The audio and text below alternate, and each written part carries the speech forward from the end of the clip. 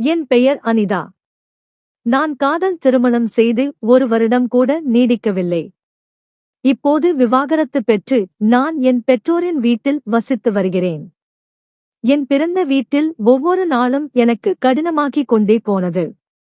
ஏனென்றால் என் அம்மா அப்பா மற்றும் அண்ணனின் கேலி கூத்துக்கள் நாளுக்கு நாள் அதிகரித்து வந்தன. நான் அங்கேயே தங்கினால் என் அண்ணனுக்கு திருமணம் செய்து வைக்க முடியாது என்று அவர்கள் நினைத்தார்கள். வேறு எங்காவது செல்லுமாறு அவர்கள் என்னை சொல்லிக் கொண்டே இருந்தார்கள். ஒரு நாள் என் அத்தை மகன் ராகவ் எங்கள் வீட்டிற்கு வந்தான். அப்போது என் குடும்பத்தார் என்னை நடத்திய விதத்தை பார்த்து என்னை அவனுடைய வீட்டிற்கு அழைத்துச் சென்றான். நான் ராகவின் வீட்டிற்கு சென்றேன். அவன் திருமணமானவன். அவரது மனைவியின் பெயர் மீனா. கடந்த 6 வருடங்களாக கணவன் மனைவி இருவரும் நகரத்தில் வசித்து வந்தனர். அவர்கள் மகிழ்ச்சியான வாழ்க்கையை வாழ்ந்தார்கள். ஆனால் திருமணமாகி 6 வருடங்கள் ஆன பிறகும் அவர்களுக்கு குழந்தைகள் இல்லை. ராகவும் அவரது மனைவி மீனாவும் மிகுந்த மகிழ்ச்சியுடன் என்னை வரவேற்றனர். அங்கே மீனா என்னை மிகவும் நன்றாக கவனித்துக் கொண்டாள். அந்த மகிழ்ச்சியான சூழலில் இருப்பதையும் நான் ரசித்தேன். நான் ராகவின் வீட்டிற்கு வந்து 5 நாட்கள் ஆகின்றன. இந்த 5 நாட்களில் கணவன் மனைவிக்கு இடையே ஒரு சண்டை கூட நான் பார்க்கவில்லை. ஆனால் இப்போது என் காரணமாக அவர்களுக்குள் எந்த சண்டையும் ஏற்படாமல் இருக்க நான் இப்போது என் வீட்டுக்கு போக வேண்டும் என்று ராகவிடம் சொன்னேன். இதற்கு ராகவ் என்னை இன்னும் சில நாட்கள் தனது வீட்டில் தங்குமாறு கேட்டுக்கொண்டான். அவனுடைய வேண்டுகோளை என்னால் மறுக்க முடியவில்லை. மறுநாள் காலை ராகவின் அம்மா, அதாவது என்னுடைய அத்தை வீட்டிற்கு வந்திருந்தாள். என்னை நலம் விசாரித்துவிட்டு பின்னர் அத்தை உரையாடலின் போது, மீனா, நீ எப்போது என்னை பாட்டியாக்குவாய்? ஒரு நல்ல செய்தியை எப்போது நாங்கள் கேட்கப் போகிறோம் என்று கேட்டாள். அத்தையோட கேள்விகளை கேட்டு மீனா முகம் வெளறி போச்சு. அப்புறம் ராகவ், அம்மா, நாங்கள் இன்னும் அதை பத்தி யோசிக்கல. முதலில் லைஃப்ல செட்டில் ஆகணும். அதுக்கப்புறம்தான் இதை பத்தி யோசிக்கணும் என்று கூறினான். பிறகு அத்தை அங்கிருந்து போன உடனே மீனா சோகமான முகத்தோட அவ ரூமுக்கு போனா. நானும் அவ பின்னாடி போனேன். மீனா அழுவதை பார்த்து நான் சொன்னேன், மீனா, உன் அத்தையோட கேள்விகளால அழுறியா? இதுல அலா என்ன இருக்கு? அதான் ராகவ் அத்தையிடம் எங்களுக்கு சில பொறுப்புகள் இருக்கிறது என்றும் நாங்கள் அதன்படியே நடந்து கொள்கிறோம் என்றும் கூறினான். பின்னர் அதற்காக நீ வருத்தப்படவோ அளவோ எந்த காரணமும் இல்லை. இப்போது நீங்கள் நகரத்தில் வசிப்பதால் உங்கள் எண்ணங்களும் முற்போக்கு சிந்தனையாக மாறியிருக்கும் என்றும் நகரத்தில் வசிப்பவர்கள் எல்லாவற்றையும் யோசித்த பிறகுதான் செய்கிறார்கள் என்றும் நான் நினைத்துக் கொண்டிருந்தேன்.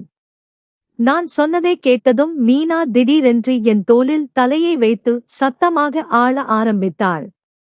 பிறகு நான் அவளுடைய கண்ணீரை துடைத்து அவளை சமாதானப்படுத்தி, மீனா, நீ அழுவதற்கு வேறு ஏதோ காரணம் இருக்கிறது என்று நினைக்கிறேன். அது எதுவாக இருந்தாலும் நீ என்னை உன் தோழியாக கருதி எல்லாவற்றையும் என்னிடம் சொல்லலாம் என்றேன். பிறகு மீனா என்னிடம், உண்மை என்னவென்றால் மருத்துவர் என்னிடம் நான் ஒருபோதும் தாயாக முடியாது, எனக்குள் ஒரு குறைபாடு இருக்கிறது என்று கூறியிருக்கிறார் என்றாள். இதற்கு ஏன் இவ்வளவு மன அழுத்தத்தை எடுக்க வேண்டும்? நீங்கள் ஒரு அனாதை இல்லத்தில் இருந்து ஒரு குழந்தையை தத்தெடுக்கலாம். இது உங்களுக்கு தாய்மையை தரும். மேலும் அந்த குழந்தைக்கும் நல்ல வாழ்க்கை கிடைக்கும் என்றேன். இதை பற்றி மீனா கூறுகையில், நாங்கள் ஒரு குழந்தையை தத்தெடுக்க வேண்டியது இருந்தால் அதை நாங்கள் நீண்ட காலத்திற்கு முன்பே செய்திருப்போம். ஆனால் இது போன்ற எதையும் நாங்கள் செய்ய விரும்பவில்லை. ராகவும் நானும் எங்கள் குழந்தையை மட்டும் விரும்புகிறோம். என்னில் உள்ள குறைபாடு சமூகத்திற்கு தெரிய வந்தால் நான் நிறைய அவதூறு செய்யப்படுவேன். இதை நாங்கள் விரும்பவில்லை. மீனாவின் பதிலை கேட்டதும் நான் அவளிடம் சொன்னேன், நீ உன் முயற்சிகளை கைவிடக்கூடாது. ஒரு நாள் அல்லது இன்னொரு நாள் நீ நிச்சயமாக ஒரு தாயாகி விடுவாய் என்று. அன்று மாலையில் ராகவும் மீனாவும் என்னை அவர்களுடன் ராகவின் அலுவலக நண்பர் ஒருவரின் விருந்துக்கு அழைத்துச் செல்ல வேண்டும் என்று வற்புறுத்தினர். அவர்களுடன் செல்ல நான் மறுத்துக் கொண்டிருந்தேன். ஆனால் மீனா என்னை மிகவும் வற்புறுத்தியதால் நான் தயாராகி அவர்களுடன் செல்ல வேண்டியதிருந்தது.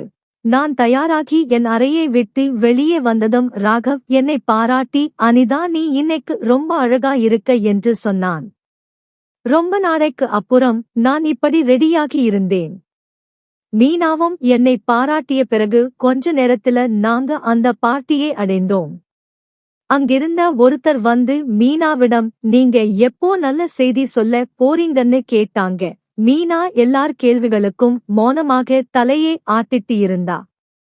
நாங்கள் விருந்திலிருந்து வீட்டுக்கு வந்ததும் என் அறைக்கு சென்றேன். உடை மாற்றிய பிறகு தண்ணீர் குடிக்க சமையலறைக்கு செல்ல ஆரம்பித்தேன். அப்போது ராகவ் மற்றும் மீனா அறையிலிருந்து அவர்களின் சண்டையின் சத்தம் வரத் தொடங்கியது. மீனா ராகவிடம் குழந்தையை பற்றி ஒவ்வொருத்தரும் கேட்கும் கேள்வியால் நான் சோர்வடைந்து விட்டேன் என்று கூறி அழ ஆரம்பித்தாள். மதியமே இதை பற்றி மீனாவிடம் நான் விளக்கினேன். இப்போதும் அதே விஷயங்களை மீண்டும் மீண்டும் சொல்வது எனக்கு சரியாக தெரியவில்லை. அதனால் நான் அங்கிருந்து கிளம்பி நேராக என் அறைக்கு சென்றேன். அறைக்கு வந்த பிறகு நான் புத்தகத்தை படிக்க ஆரம்பித்தேன். பின்னர் மீனா என் அறைக்கு வந்தாள். அவள் கொஞ்சம் வித்தியாசமான கண்களால் என்னை பார்த்து கொண்டிருந்தாள். நான் அவளிடம், மீனா, நீ ஏதாவது என்கிட்ட சொல்லணுமா என்று கேட்டேன். அவள் என் பக்கத்தில் வந்து உட்கார்ந்தாள். பார்ட்டியில இருந்து வீட்டுக்கு வந்து 2 மணி நேரம் ஆச்சு. ஆனா மீனா இன்னும் உடை மாத்தல.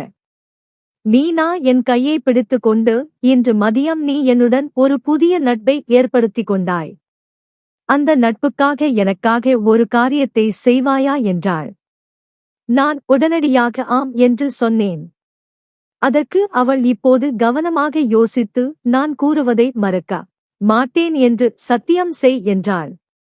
அவள் என்ன கேட்கப் போகிறாள், அவளுடைய சில பிரச்சனைகளை என்னுடன் பகிர்ந்து கொள்வாள் என்று நினைத்து நான் உடனடியாக, மீனா, நீ என்ன சொன்னாலும் செய்ய நான் தயாராக இருக்கிறேன் என்றேன். பிறகு மீனா, அனிதா, நான் ஒரு தாயாக விரும்புகிறேன் என்றால். அவளுடைய வார்த்தைகளை கேட்டு நான் சிரித்தேன். ஆம், நீ ஒரு நாள் நிச்சயமாக தாயாகி விடுவாய் என்றேன். மீனா, அனிதா, முதலில் நான் சொல்வதை முழுமையாக கேள். நான் ஒரு தாயாக விரும்புகிறேன். ஆனால் உன் மூலம் நான் ஒரு தாயாக மாறுவேன் என்று சொன்னாள். உடனடியாக நான் ஆச்சரியத்துடன் அவளிடம், என் மூலம் என்றால் என்ன அர்த்தம் என்று எதிர்கேள்வியை கேட்டேன். அதற்கு அவள், இப்போது நீ எனக்கு வாக்குறுதி அளித்திருக்கிறாய். அதனால் நீ என்னை மறுக்க முடியாது என்று சொன்னாள். பிறகு அவள், கடந்த 6 வருடங்களாக நான் ஒரு தாயாக வேண்டும் என்று ஏங்கிக் கொண்டிருக்கிறேன். இதுவரை மருத்துவமனையில் லட்சக்கணக்கான ரூபாய் செலவழித்துள்ளோம். நான் எத்தனை ஊசிகள் மற்றும் மருந்துகளை எடுத்துக் கொண்டேன் என்று எனக்கு தெரியவில்லை.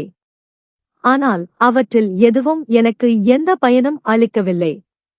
என்னுடைய மற்றும் ராகவின் குழந்தை உன் வயிற்றில் வளர வேண்டும் என்பதே என் விருப்பம் என்றால், ராகவ் மற்றும் உன் குழந்தை என் வயிற்றில் வளர வேண்டுமா என்று ஆச்சரியமாக நான் கேட்டேன். அதற்கு அவள், நீ கர்ப்பமாகும் வரை ராகவுடன் சில இரவுகளை கழிக்க வேண்டும் என்று சொன்னாள். மீனா சொன்னதை கேட்டதும் என் தலையில் இடி விழுந்ததைப் போல உணர்ந்தேன். நான் மீனாவிடம், உனக்கு புத்தி கெட்டுவிட்டதா, நீ என்ன சொல்றன்னு உனக்கு புரியுதா என்று கேட்டேன். அதற்கு அவள், ஆமாம். நான் இதையெல்லாம் நல்லா யோசித்து பார்த்த பிறகுதான் சொன்னேன். நீ இந்த வேலையை இலவசமாக செய்ய வேண்டியதில்லை. நான் உனக்கு லட்சக்கணக்கான பணம் தருகிறேன். நாங்க உனக்கு சொந்த நிலம் வாங்கி வீடு கட்டி தருவோம் என்று சொன்னாள். உன் அம்மா அப்பா உன் அண்ணன் எப்படி உன்னை தொந்தரவு பண்றாங்கன்னு எங்களுக்கு தெரியும். மீனா சொன்ன இந்த வார்த்தை என்னை யோசிக்க வச்சது. என் பெற்றோரை ரொம்ப நாள் நம்பி இருக்க முடியாது. நானே சம்பாதிச்சு சந்தோஷமா வாழறதுக்கு நான் என் சொந்த அழகு நிலையத்தை திறக்க வேண்டியது இருந்தது. இந்த பணத்தில் நான் ஒரு நல்ல விலையுயர்ந்த தொழில்முறை படிப்பை முடிக்க முடியும். இது மட்டுமல்லாமல் என்னுடைய சொந்த பெரிய பார்லரையும் திறக்க முடியும். அது என் நல்ல வருமானத்தை தொடங்க இருக்கும் என்று நினைத்தேன். இறுதியாக மீனா கொடுத்த சலுகையை நான் ஏற்றுக்கொண்டேன். அவளுடைய குழந்தையை பெற்றெடுக்க நான் தயாராகிவிட்டேன். பிறகு அவள் என்னை ராகவின் அறைக்கு அழைத்துச் சென்றாள். என்னை பார்த்ததும் ராகவ் எழுந்து நின்றான். பிறகு ராகவ் என்னிடம், அனிதா, நீ உண்மையிலேயே தயாரா என்று கேட்டான். நான் ஆமாம் என்று பதிலளித்தேன். மீனாவுக்கும் ராகவுக்கும் தங்களுக்கு குழந்தை வேண்டும் என்று ஆசை. மீனா ஒரு தாயாக மாறுவதற்கு பெரிய தியாகம் செய்ய முடிவு செய்திருந்தாள். எனக்கு இப்போது 28 வயது. நான் மறுபடியும் திருமணம் செய்து கொள்வேனா இல்லையா என்று எனக்கு தெரியவில்லை. நான் ஒருவருக்கு உதவ முடிந்தால் நான் ஏன் அதை மறுக்க வேண்டும்? எப்படி இருந்தாலும் ராகவ் என் உறவினர். ஆனால் நான் எல்லாவற்றையும் மறக்க முடிவு செய்தேன். எதிர்காலத்தில் நான் யாரிடமும் பிச்சை எடுக்க வேண்டியதில்லை. எனது வேலைக்கும் எனது சொந்த வீட்டிற்கும் நான் பணம் பெறப்போகிறேன். நான் என் பெற்றோரிடம் திரும்பி செல்ல மாட்டேன் என்று முடிவு செய்திருந்தேன். நான் என் சிந்தனைகளில் மூழ்கிவிட்டேன். திடீரென்று மீனாவின் குரல் கேட்டது. அவள் சொன்னாள், நாம் இப்போதுதான் வெளியே ஒரு விருந்திலிருந்து திரும்பி வந்தோம். நீயும் சோர்வாக இருப்பாய். எனவே இன்று ஓய்வெடு. நாம் என்ன முடிவு செய்தோமோ அதை நாளை முதல் தொடங்குவோம் என்றான். நான் தலை அசைத்து ஓய்வெடுக்க சென்றேன். நேரம் விரைவாக கடந்துவிட்டது. மறுநாள் வந்தது. இரவு உணவு சாப்பிட்ட பிறகு நான் என் அறைக்கு சென்றேன். சிறிது நேரத்தில் மீனா என் அறைக்கு வந்தாள். அவள் கையில் ஒரு நைட் கவுன் இருந்தது. அவள் எனக்கு அணிய கொடுத்த நைட் கவுன் மிகவும் இறுக்கமாக இருந்தது. ராகவ் என்னை தவிர வேறு எந்த பெண்ணையும் பார்ப்பதில்லை என்றும், ஆனால் இப்போது அவன் என்ன செய்தாலும் நம் இருவரின் சம்மதத்துடன் அதை செய்வான் என்றும் மீனா சொன்னாள். அவன் அறைக்கு செல்வதற்கு முன் மீனா என்னிடம், இது வெறும் டீல் என்பதை மட்டும் நினைவில் வைத்துக்கொள். இந்த டீலை தவிர வேறு எதையும் யோசிக்காதே என்றாள். அந்த நேரத்தில் நான் என் எதிர்காலத்தை பற்றி மட்டுமே யோசித்துக் கொண்டு மீனாவுடன் ராகவ் அறைக்கு சென்றேன். ராகவ் அவனது அறையில் எங்கும் காணப்படவில்லை. அவன் ஹாலில் கூட இல்லை. மீனா அவனை அழைத்தாள். அதற்கு ராகவ் தான் குளியலறையில் இருப்பதாக கூறினான். பின்னர் மீனா அனிதா அறைக்கு வந்துவிட்டதாக கூறினாள். அதற்கு ராகவ், நான் புத்துணர்ச்சி அடைந்த பிறகு வருவேன். நான் வெளியே வரும்போது அறைவிளக்குகளை அடைத்து விடுங்கள் என்றான். மீனாவுக்கு அவன் சொன்னது புரிந்தது. ஒருவேளை அவன் அவள் முன் வர தயங்கியிருக்கலாம். நானும் தயங்கிக் கொண்டிருந்தேன். மீனா அறையை விட்டு வெளியேறினால் நான் அறைவிளக்குகளை அணைத்தேன். பிறகு நான் சென்று படுக்கையில் அமர்ந்தேன். ராகவ் குளியல் அறையிலிருந்து வெளியே வந்து என் அருகில் அமர்ந்தான். அந்த நேரத்தில் என் வாயிலிருந்து ஒரு வார்த்தை கூட வரவில்லை. ராகவம் எதுவும் பேசவில்லை. அதன் பிறகு என்ன நடந்ததோ அதை நான் ஒருபோதும் கற்பனை செய்து பார்த்ததில்லை. எனக்கு அதெல்லாம் பிடிக்கவில்லை. ஆனால் இது வெறும் ஒப்பந்தம் என்பதை நான் மனதில் வைத்திருந்தேன். என் எதிர்காலத்தை மகிழ்ச்சியாக மாற்ற வேண்டும் என்றால் நான் இவற்றை செய்ய வேண்டும். இந்த வழியையும் தாங்க வேண்டும். எப்படி இருந்தாலும் ஒரு தம்பதியருக்கு பெற்றோராக ஆனதின் மகிழ்ச்சியை நான் கொடுத்துக் கொண்டிருந்தேன். ராகவுடன் இந்த இரவை கழித்தது போலவே கர்ப்பத்தின் அறிகுறிகள் எனக்கு புலப்படும் வரை ஒவ்வொரு இரவையும் ராகவுடன் கழிக்க ஆரம்பித்தேன். இப்போது ராகவும் அதையே விரும்பியதால் நானே அறையை இருட்டாக்குவேன். 1 மாதத்திற்கு பிறகு கர்ப்பத்தின் அறிகுறிகள் எனக்கு தெரிய ஆரம்பித்தன. புளிப்பு உணவுகளை சாப்பிட ஆரம்பித்தேன். தலை சுற்றல் ஏற்பட்டது. ராகவின் நண்பர்களில் ஒருவர் மருத்துவர். ராகவ் என்னை அவரது நண்பரின் மருத்துவமனைக்கு பரிசோதனைக்காக அழைத்து சென்றான். நான் கர்ப்பமாக இருப்பதை மருத்துவர் கூறினார். நல்ல செய்தி சொல்லப்பட்டதால் ராகவ் மற்றும் மீனாவின் முகங்களில் மகிழ்ச்சி தெரிந்தது. அவர்களுடைய மகிழ்ச்சியில் நானும் ஒரு பகுதியாக இருந்தேன். இப்போது மீனாவும் ராகவும் என்னை முன்பை விட அதிகமாக கவனித்துக் கொள்ளத் தொடங்கினர். ராகவுக்கு என் மீதான அக்கறை மிகவும் அதிகரித்தது. மீனா கர்ப்பமாக இருப்பதாக அவன் அனைத்து உறவினர்களிடமும் கூறினான். அவள் மீது இருந்த பெரிய கரை விரைவில் மறைந்துவிடும்.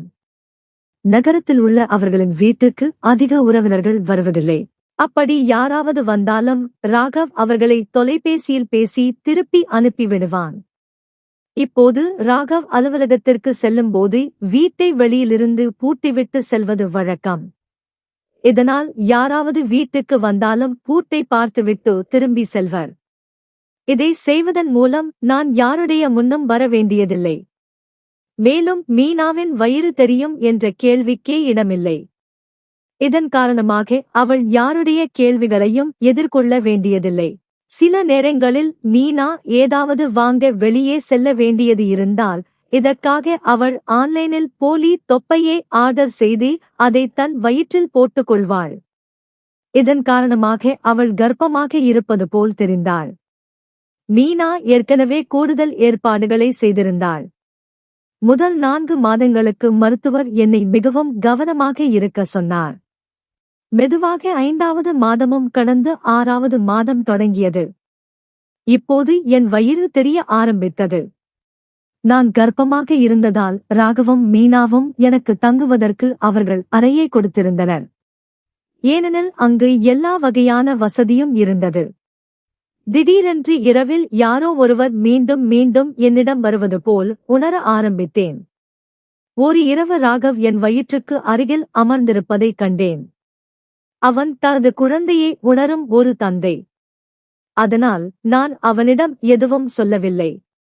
இது சில நாட்கள் தொடர்ந்தது. கர்ப்பம் காரணமாக சில நேரங்களில் என்னால் இரவில் தூங்க முடியவில்லை. திடீரென்று அறையின் சிறிய விளக்குகள் அணைந்துவிடும். அப்போது யாரோ ஒருவர் என்னை நோக்கி வருவது போல் உணர்ந்தேன். என்னிடம் வந்தவன் வேறு யாருமல்ல, ராகவ்தான். அந்த வீட்டில் அவன் மட்டுமே இருந்தான். இதை பற்றி நான் மீனாவிடம் சொன்னபோது அவள், ராகவ் தினமும் என் அருகில் தூங்குகிறான். முட்டாள்தனமாக பேசாதே என்றாள். அவன் என்னை விட நம்ம குழந்தை மேல அதிக அக்கறை காட்டுகிறான். அவன் உனக்கு ஏதாவது பண்ணிட்டான்னு இப்படி என் முன்னாடி நின்னு பேசிட்டு இருக்காதுன்னு சொன்னா. அவள் என் வார்த்தைகளை பொய்ன்னு நினைச்சாள். ஆனா இப்போ ராகவ் தினமும் என்கிட்ட வர ஆரம்பிச்சிட்டான். மீனா இது ஒரு ஒப்பந்தம்னு எனக்கு மட்டும்தான் விளக்கி இருந்தா போல.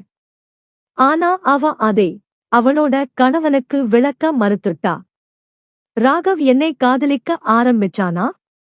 அவன் என்னை காதலிக்க ஆரம்பிச்சிருந்தாலும் நான் அவனை காதலிக்கவில்லை. ஒரு நாள் இரவு ராகவ் மீண்டும் என் அறைக்கு வந்தான். அந்த நேரத்தில் அறை முற்றிலும் இருட்டாக இருந்தது. என் கனத்த வயிற்றை நான் தாங்க முடியாமல் நான் அவனிடம் என்ன செய்கிறாய் என்று திரும்ப சொல்லிக் கொண்டிருந்தேன். ஆனால் அவன் எதுவும் சொல்லாமல் தனது செயல்களை தொடர்ந்தான். மறுநாள் காலை மீனா என் அறைக்கு வந்தபோது எனக்கு படுக்கையிலிருந்து எழுந்திருக்க சிரமமாக இருந்தது. மீனா என் நிலையை பார்த்து மிகவும் பயந்தாள். அவள் உடனடியாக என்னை மருத்துவமனைக்கு அழைத்து சென்றாள். அங்கு என் சிகிச்சை தொடங்கியது. மருத்துவர் என்னை பரிசோதித்து சரியான மருந்துகளை வழங்கினார். இது என் நிலைமையை ஓரளவு கட்டுக்குள் கொண்டு வந்தது. ஆனால் மருத்துவர் எதிர்காலத்தில் இது நடக்கக்கூடாது, இல்லையெனில் குழந்தை மற்றும் தாயின் உயிருக்கு ஆபத்து ஏற்படக்கூடும் என்று கூறினார். ஒரு கர்ப்பிணி பெண்ணை முறையாக கவனித்துக் கொள்ள வேண்டும். தவறுதலாக கூட அவளுடைய கணவர் அவளுடன் மீண்டும் இது போன்ற செயல்களை செய்யக்கூடாது. மருத்துவர் இதை மீனாவிடம் தெளிவாக சொல்லியிருந்தார். பின்னர் நாங்கள் வீடு திரும்பினோம். இப்போது மீனா முற்றிலும் அமைதியாக இருந்தாள். பிறகு நான் அவளிடம், ராகவ் இரவில் என் அறைக்கு வருவான் என்று நான் உன்னிடம் சில நாட்களுக்கு முன்பு சொன்னேன். ஆனால் நீ என்னை நம்பவில்லை என்று மருத்துவர் சொன்னது உனக்கு புரிந்தது. நான் பொய் சொல்லவில்லை என்பதை நீ உணர்ந்திருப்பாய் என்றேன். பிறகு மீனா என்னிடம் மன்னிப்பு கேட்டாள். நீ சொன்னதை நான் நம்பவில்லை. என் காதல் மீதும் ராகவ் மீதும் எனக்கு முழு நம்பிக்கை இருந்தது. அவனால் இப்படி ஏதாவது செய்ய முடியும் என்று நான் ஒருபோதும் நினைத்ததில்லை. இன்று காலை அவன் அலுவலகத்திற்கு சீக்கிரமாக சென்று விட்டான். அதனால்தான் இந்த விஷயங்கள் அவனுக்கு முன்னால் வரவில்லை. ஆனால் இப்பொழுது நான் நிச்சயமாக அவனை கையும் களவுமாக பிடித்து அவனிடம் கேள்வி கேட்பேன். மீனா எனக்கு ஆதரவளித்தாள். ராகவ் இப்படி நடந்து கொள்வான் என்று நான் ஒருபோதும் நினைத்ததில்லை. இன்றிரவு மீண்டும் தகாத செயல்களை செய்யத் தொடங்கினான். பிறகு நான் சத்தமாக கத்த ஆரம்பித்தேன். இன்று ராகவ் எல்லா வரம்புகளையும் தாண்டிவிட்டான். அவன் என் வாயில் கையை வைத்து என் குரலை நிறுத்த முயன்றான். பிறகு அறையின் விளக்கு எரிந்தது. விளக்கு எரிந்தவுடன் அவன் தன் கையை முகத்தில் வைத்துக் கொண்டு என்னை விட்டு விலகி சென்றான். நான் படுக்கையில் இருந்து எழுந்தேன். அப்போது நான் அவன் முன்னால் இருந்தேன். நாங்கள் அந்த நபரை பார்த்தபோது என்னுடைய மற்றும் மீனாவின் கண்கள் அகல திறந்திருந்தன. ஏனென்றால் அவன் ராகவ் அல்ல, அவனுடைய நண்பன். சில மாதங்களுக்கு முன்பு ராகவ் என்னையும் மீனாவையும் ஒரு விருந்துக்கு அவரது நண்பரின் வீட்டுக்கு அழைத்து சென்றிருந்தான். அதே நண்பர் என் அறையில் இருந்தான். மீனா அவனை கடுமையாக அறைந்தாள். பின்னர் அவன் எல்லாவற்றையும் சொல்லத் தொடங்கினான். அப்போது ராகவ் அங்கு வந்தபோது தனது நண்பனை இங்கே பார்த்து ஆச்சரியப்பட்டான். அவன் தன் நண்பனின் காலரை பிடித்து அங்கிருந்து அழைத்துச் செல்ல முயன்றான். ஆனால் மீனா ராகவை தடுத்து, அவன் எப்படி இங்கு வந்தான்? எப்போதிலிருந்து இங்கு வருகிறான்? இதெல்லாம் தெரியாமல் இந்த மோசமானவனை இங்கிருந்து போக விட மாட்டேன் என்று சொன்னாள். ராகவ் தன் நண்பனை எதுவும் சொல்ல விடவில்லை. இதில் ராகவுக்கும் பங்கு இருப்பதாக தோன்றியது. பின்னர் மீனா மிகவும் கோபமாக பழத்த குரலில் சத்தமாக அவனிடம் கேள்வி கேட்டபோது அவன் பேச ஆரம்பித்தான். என் பெயர் சுரேஷ். இந்த அறைக்கு எனக்கு முதலில் வேறு வழியை காட்டியவன் ராகவ் என்று அவன் சொன்னான். அவன்தான் என்னை இந்த அறைக்கு அழைத்து வந்தான். நான் அனிதாவுடன் இதையெல்லாம் செய்வது இது முதல் முறை அல்ல. இவை அனைத்தும் அனிதாவை கர்ப்பமாக்க முதல் நாளிலிருந்தே தொடங்கியது. அவள் வயிற்றில் வளரும் குழந்தையும் என்னுடையதுதான். ராகவ்தான் ஒருபோதும் தந்தையாக முடியாது என்ற பிரச்சனையைப் பற்றி என்னிடம் கூறியிருந்தான். இந்த உண்மை ஒருபோதும் வெளியே வரக்கூடாது என்பதற்காக அவன் என் உதவியை பெற்றான். நான் அவனிடத்திலிருந்து அனிதாவை கர்ப்பமாக்கினேன். அப்போதிலிருந்து இரவில் அனிதாவுடன் இருப்பது ராகவ் அல்ல, நான்தான். சுரேஷின் வார்த்தைகளை கேட்டு மீனா நடுங்கத் தொடங்கினாள். உண்மையில் குறை மீனாவிடம் இல்லை, ராகவிடம் இருந்தது. திருமணமானதிலிருந்து அவன் இந்த விஷயத்தை மறைத்து வைத்திருந்தான். ராகவின் வேண்டுகோளின் பெயரில் அவன் மருத்துவ நண்பன் மீனாவிடம் நீ ஒருபோதும் தாயாக முடியாது என்று பொய் சொன்னான். இன்று அவன் தன் பொய்களை எல்லாம் ஒப்புக்கொண்டான். அவன் மீனாவிடம் மன்னிப்பு கேட்டான். ஆனால் மீனா ராகவை மன்னிக்கவில்லை. குழந்தை பிறக்கும் வரை அவள் ராகவுடன் அதே வீட்டில் வசித்து வந்தாள். குழந்தை பிறந்த பிறகு எனக்கு வாக்குறுதி அளிக்கப்பட்ட பணமும் வீடும் வழங்கப்பட்டது. அதன் பிறகு மீனா அந்த குழந்தையுடன் தனது தாய் வீட்டுக்கு சென்றாள். மீனா ராகவை விட்டு பிரிந்து சென்று அவனை நன்றாக தண்டித்தாள். மேலும் சுரேஷையும் சிறைக்கு அனுப்பினாள். கணவன் மனைவி உறவில் பொய்களுக்கு இடமில்லை. இந்த உறவு நம்பிக்கையை அடிப்படையாக கொண்டது. ஆரம்பத்திலிருந்தே பொய்கள் இருக்கக்கூடாது. இல்லையெனில் உறவில் தூரம் வளர அதிக நேரம் எடுக்காது. நன்றி.